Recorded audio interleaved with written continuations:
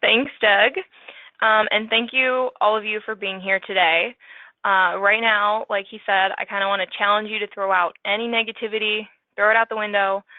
Don't get sucked into like a negative social media post or don't have the news on behind you.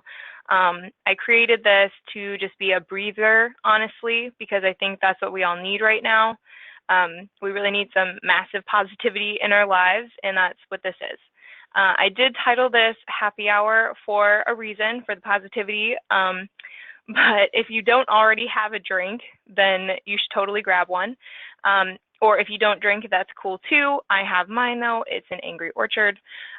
So like Doug mentioned, I am going to give you guys some updates about what Image Tours has going on in 2021 and 2022. We'll talk a little bit about some news coming out of Europe, and then we're going to dive into the positivity and some strategies for burnout. For those of you,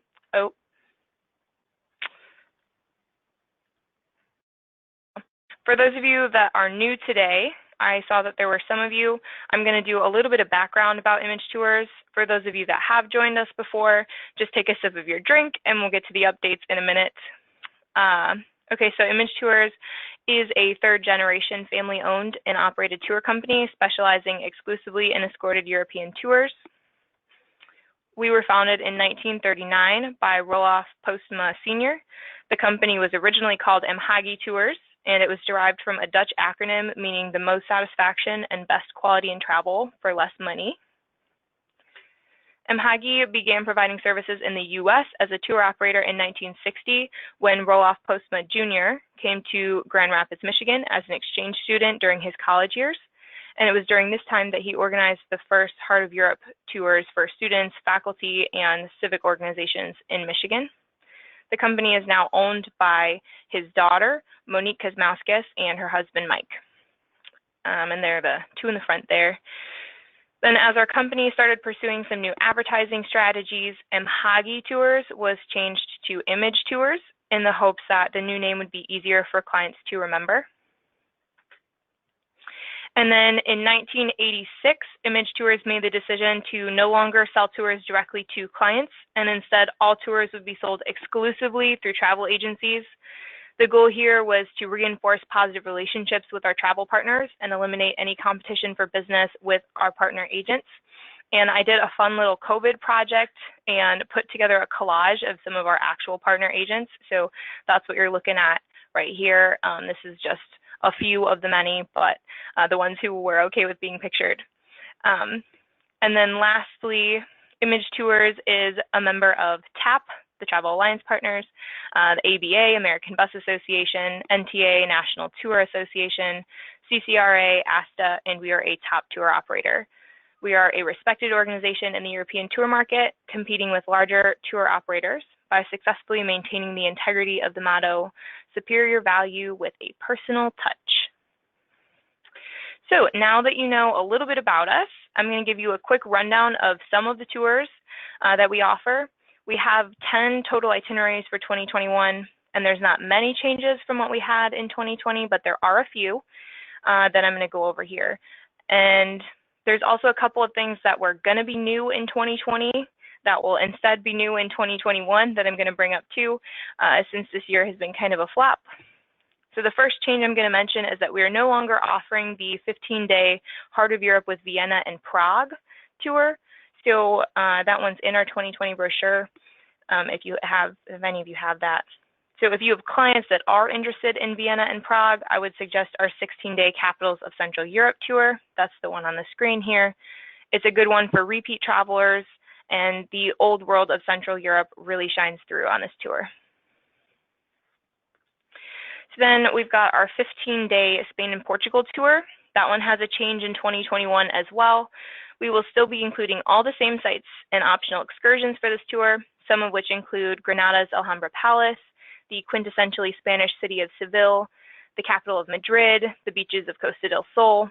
But in 2021, clients will no longer spend any nights in Algeciras, and instead will go directly to Torremolinos, the location of the client favorite hotel on this tour, for a relaxing 5-night stay along the Mediterranean coast. From Torremolinos, we will offer a full-day optional excursion to Gibraltar, that will continue to be available, and then we will also offer the optional excursion to Morocco. That one must be booked and paid for prior to final payment. For those who are not interested in Morocco or Gibraltar, they will have many other enjoyable options for the day. Like I said, that hotel that they're staying at is a client favorite.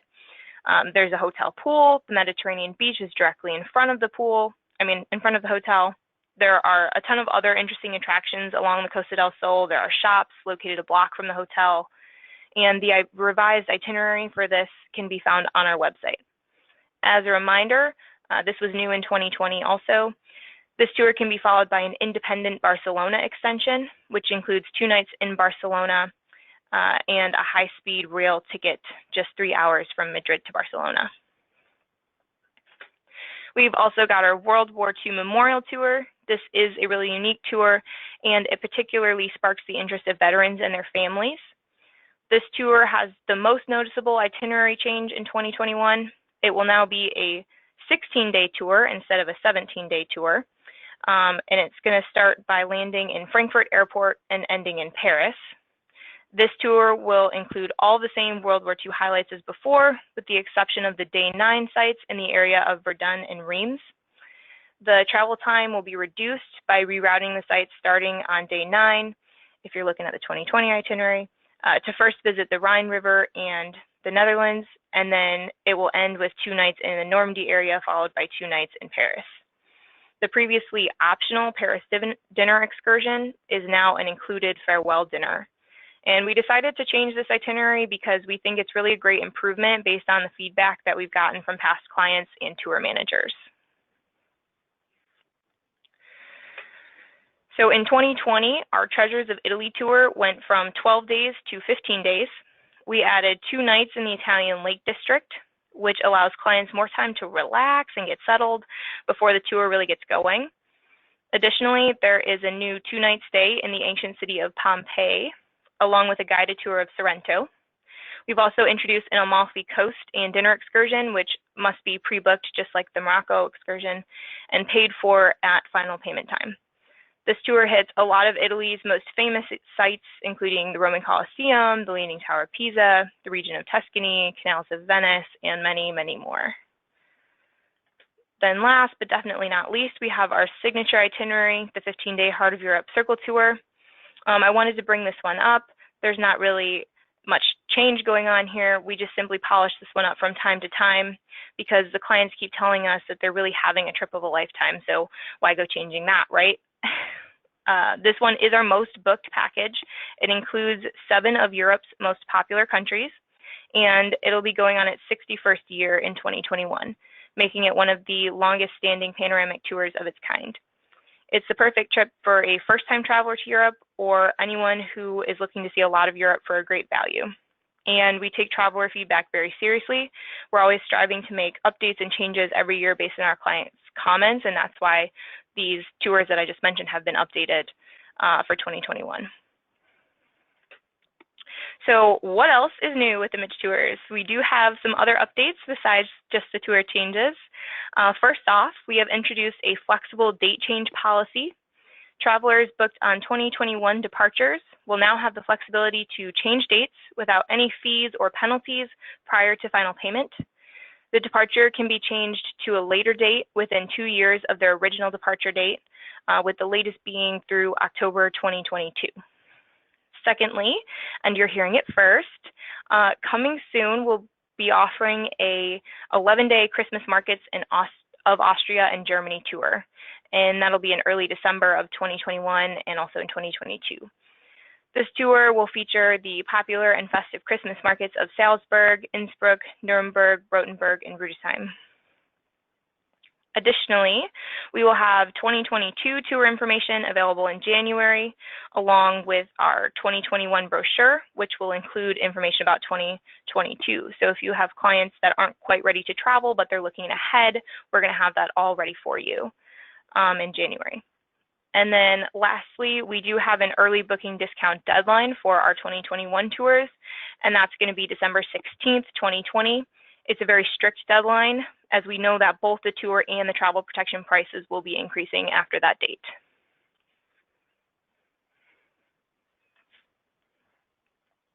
All right, I put this in here to remind myself to take a drink and to remind you guys to take a drink, just as a little fun thing, because next we're going to be talking about news from Europe. Sophia, and I don't want to talk too much about it. I'm sorry, we did have one quick question about what you were just going over, if you wanted to address that quickly. And you just alluded to it. They're just asking if those new itineraries will be in the new brochure, and when will that be available? Yeah, the new brochure, we're going to start printing it at the end of January, so it'll be available at the end of December, so it will be available and sent out to agents in January. And those new itineraries, yes, will be in the new brochure, along with some information about 2022. Awesome. And one more quick question. And also, yeah, go ahead. Yeah, actually, on our website right now, all of the itineraries are updated too. So there's no physical brochure out, but if you take a look at our website, you can see all of those updated itineraries as well. Awesome. And what was the other one? One other quick question was, how many Christmas market departures will you have? Since it's kind of in the planning stages currently, I'm not quite sure about that. We usually just do like 1 or 2. I know that Monique, our operations person, she said that there might be a summer departure as well in 2022 for like a summer vacation type early Christmas thing. But yeah, it's still in the working stages, so we're not exactly sure how many there will be yet. Okay, perfect. All right, sorry to interrupt. Carry on. That's a-okay. So news from Europe.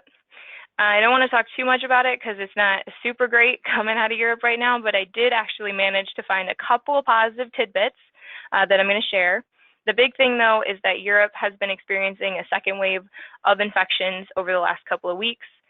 Several countries have started imposing lockdown-esque restrictions again, although most are wanting to avoid a full-on lockdown if possible. We'll see what happens with that.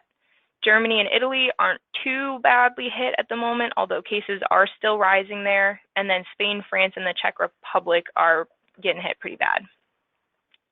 So one positive thing I did find is that over the last few years, the European Commission has been promoting this #BeActive campaign, where each year they have a week of sport. And this year, it was 2 weeks ago, from September 23rd to September 30th. It was super inspirational during the pandemic, and the goal was to encourage Europeans to improve their physical and mental well-being by being active, which is really timely right now. And then even though Europe did go into lockdowns that limited sports, there was still a huge emphasis and push for sports. People started to get really creative in developing fitness routines despite the circumstances. And there was actually a #BeActiveAtHome campaign started this year by the European Commission because of the pandemic. And then the other fun tidbit is that European soccer is alive and well. So if any of you are soccer fans, it's still going on despite the pandemic and the rising cases. I thought this was important for 2 reasons. First, they have successfully, in the soccer world, been able to travel internationally on a regular basis to play these games that involve close physical contact with people from other countries. And I mean, that's a gigantic glimmer of hope for us in the travel industry. That's exactly what we hope to be able to accomplish on a worldwide scale. And this is just a small positive example of how that's happening right now. So they've been able to operate so far because of really strict safety measures, including immediate and lengthy quarantines, rigorous, like 3 times a week testing, and constant communication with each other and with the other countries. And then secondly, soccer or football, whichever you prefer to call it, is a cultural cornerstone for Europeans. So for them to be able to have this little piece of normal in a time that is so not normal is huge. And then for those of us here that are big soccer fans, it helps us stay grounded, having that little piece of normal as well. So then speaking of staying grounded in a sense of normalcy, let's talk about burnout for the next half of this webinar. I don't know for sure, but I suspect that I'm not the only one who's feeling a little bit or a lot of it burnt out lately. It just seems like there's kind of this cloud that's hanging over the world right now. Last week, the weather was super gloomy in Michigan. We can't really interact with people in a normal way. The news kind of sucks, no matter what topic it is. I mean, the World Health Organization, kind of going back to the Europe news, said recently that people in Europe are suffering from pandemic fatigue. That is a real thing. So burnout is definitely present in a lot, if not most of our lives right now. And maybe you haven't quite recognized that that's what it is. Or maybe you have, but if you just stare at the computer screen sometimes because you can't focus on the task at hand, or if you've been sleeping a lot more than usual lately, or if you keep forgetting to do things, or if you're just not doing things at all, and you feel like it's impossible to stay organized, and you're thinking, this is not how I normally am, what is going on? You're probably burnt out. And that was by no means an exhaustive list. Burnout can present in so many other ways, but I'm speaking from personal experience here. This is me and the people I love and the people I work with that are dealing with this really heavy thing. And it's me wanting to share with you tips on how we're getting through it. Because in order to stay in business, it's really important to be able to surface again and work through this thing that we're dealing with. So there are two really huge things to think about when we're talking about burnout. The first one I'm going to bring up is not judging yourself. I'm going to say that again. Don't judge yourself. I know a lot of people, myself included, who when you start to feel any of those things I mentioned just a minute ago, you start to think, wow, why are you being so lazy? Why can't you just type that thing up or call that person? It's not that hard. You're not working hard enough. What's wrong with you? And if you're not doing that, great, don't start doing that. But if you are, it kind of creates this space for ourselves that isn't positive, and that begins a cycle. And what you have to remember is the world is completely upside down right now. Our minds and our bodies, they're not equipped for total isolation. They're not equipped for the panic and the anxiety that comes with an unprecedented situation like this. Your mind and body are probably exhausted from just literally keeping yourself going in this foreign experience that we're in. So for that cycle I mentioned, your brain is already in this negative place because the world's in a negative place. And then you're judging yourself, which puts you further into that negative place and that hole that you're digging. So I seriously urge you to notice your thoughts a little bit here and not judge yourself for being burnt out, because burnout is your body's natural response to being confused, exhausted, and unbalanced. Accept that you're feeling this way, allow yourself to feel this way, and then create a balance, like find ways to create a balance. It may be useful to talk to other people about it. That's a huge reason why I created this webinar, was to let you know that you're not alone. A huge chunk of the population is dealing with this because, as I mentioned, it is your body's natural reaction to imbalance. Talk to your clients, talk to your friends, talk to your family, talk to your suppliers even. You can talk to me about it. Because it really helps you not feel alone. I can safely say that like every single person I talked to in the process of creating this webinar told me, yeah, I've been feeling X thing related to burnout. So it's really relatable. And that brings me to the next big point, which is balance. If you can create a balance for your life and your body, then it will help prevent future burnout, and it will help you manage your current feelings. So think about it. What do you normally do to keep yourself balanced? I want you to think about it, actually. So I'm going to pause for a second. Like, what do you do to keep yourself balanced? If you've never thought about it as an actual process that you do, and you're having a hard time kind of thinking of things and figuring out what it looks like, then try and think about a day or a time or a moment that you felt really content with life. What did you do that day? For me, I noticed that in order to feel content and happy with my days, I have to have a routine. Every week, full of activities that keep me stable and balanced. For example, I have to eat when my body tells me that I am hungry, which I don't always do. Sometimes I just forget to eat. I know a lot of people do that. I have to go outside at least once during the day. I have to do at least one thing that I want to get done that day, like the dishes or laundry or painting my nails. I have to exercise. For me, that could mean anything from a post-dinner walk to a full-on HIIT workout. Exercise means something different for everybody. And I have to interact with someone that I care about in some way, whether that's a Zoom call or a phone call or actually seeing them in person.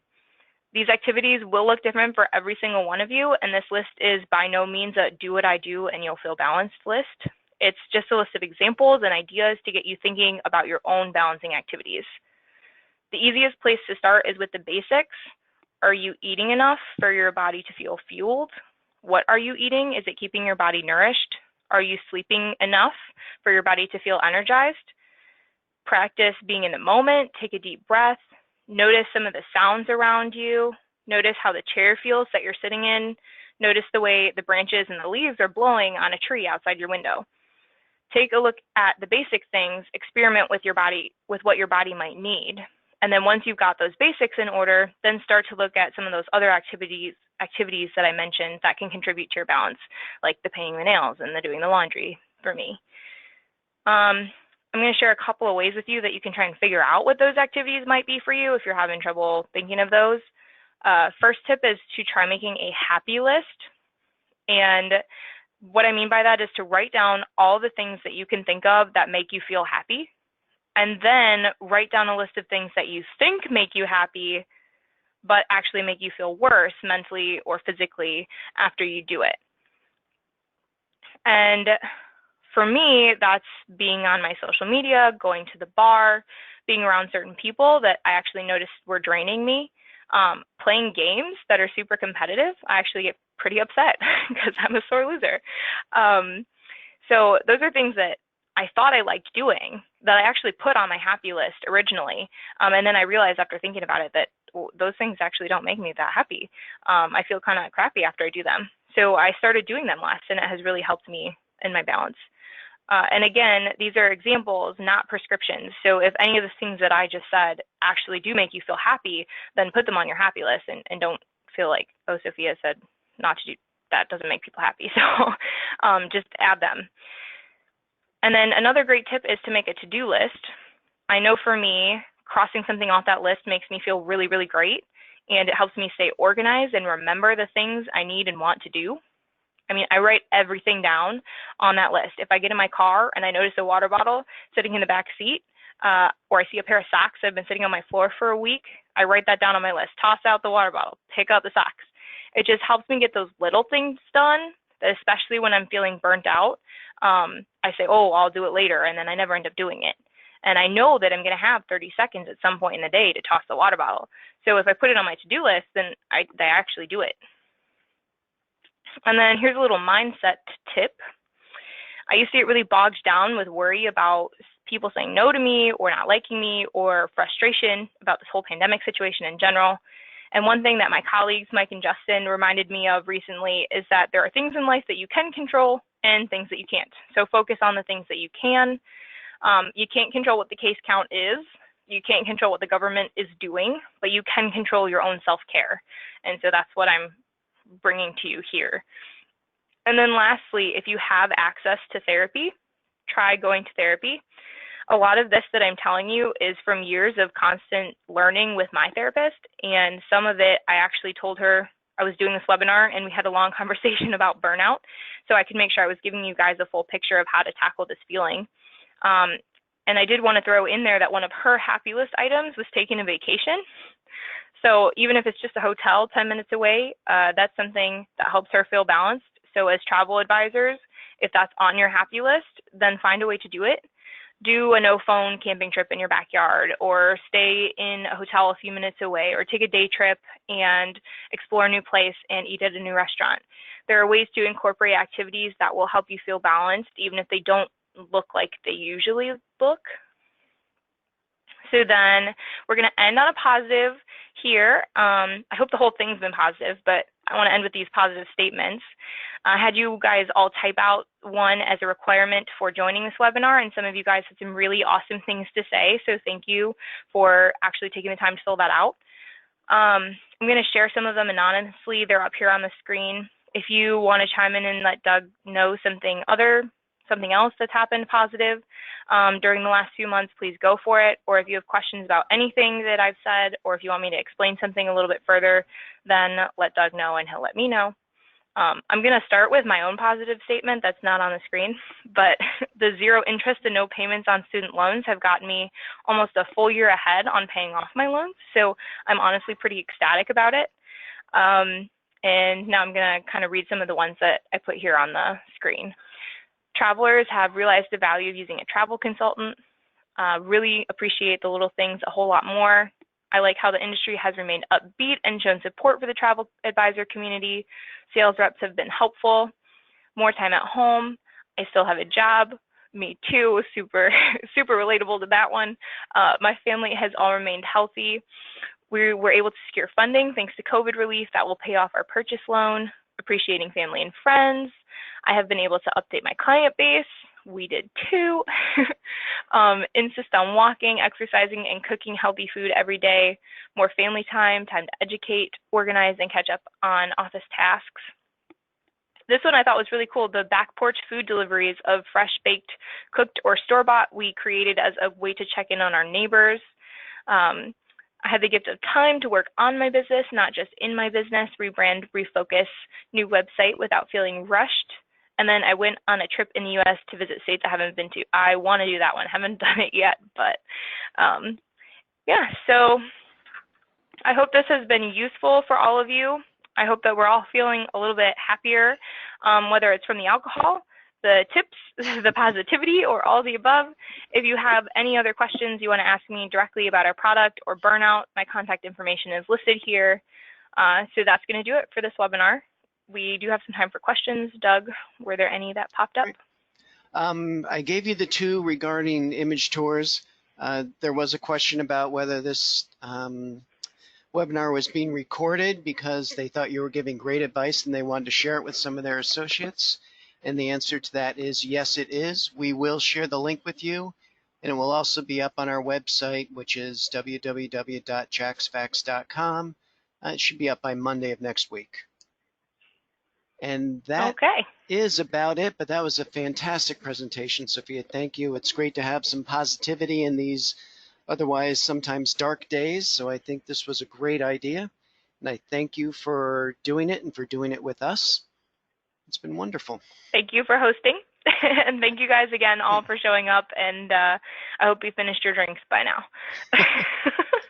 Thanks, Sophia. Okay, that will bring an end to today's happy hour. Everybody enjoy your cocktails, your beverage of choice. Please join us again for future sessions. Cheers and goodbye for now.